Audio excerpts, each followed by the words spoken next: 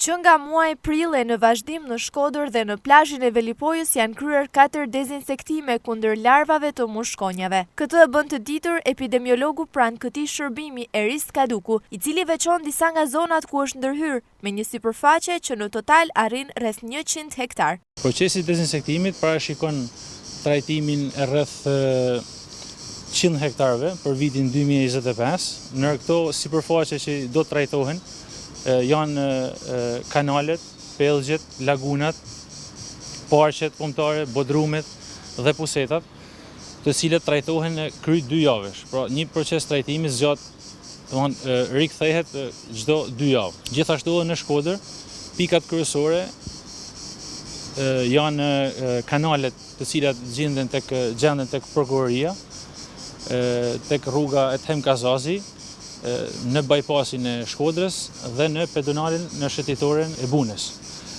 Këto janë hotspotet që ne trajtojmë gjatë gjithë vitit, sepse ka prezencë të ujit. Në zonën e Velipojës, që është edhe zonë turistike, ne kemi trajtuar gjatë muajit prill edhe maj, lagunën e Vilunit, që janë disa nga hotspotet ose pikat që na i trajtojmë në vazhdimsi. Sa i përket plazhit të Velipojës, Kaduku thotë se ndërhyrja për dezinsektim është një prioritet, por ka pasur vështirësi në teren. Për këtë arsye synohet që në vijim të përdoret edhe droni.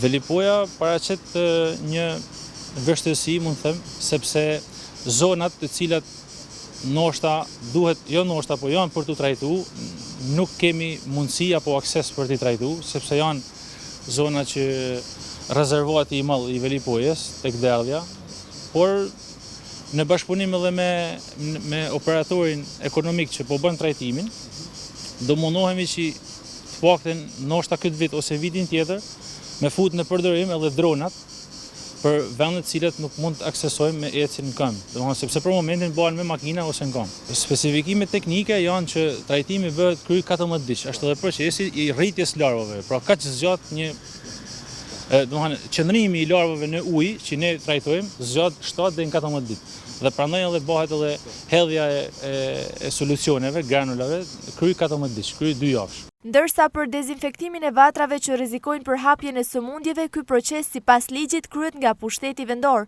por në raste të caktuara ne kemi ndërhyrë dhe do të ndërhyjmë në bashkëpunim me Bashkinë Shkodër, kur kjo e fundit e gjykon të nevojshme.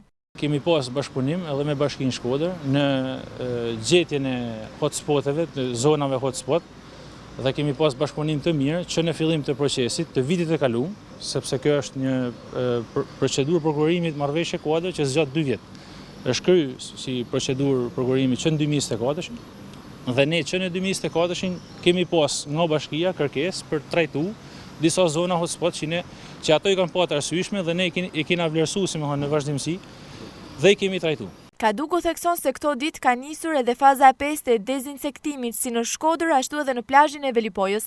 Ndërhyrjet do të vijojnë çdo 2 javë, sipas protokollit të përcaktuar për këtë proces, duke u përgjigjur në të njëjtën kohë të kërkesave që mund të paraqiten nga qytetarët për dezinsektime në vatra të veçanta.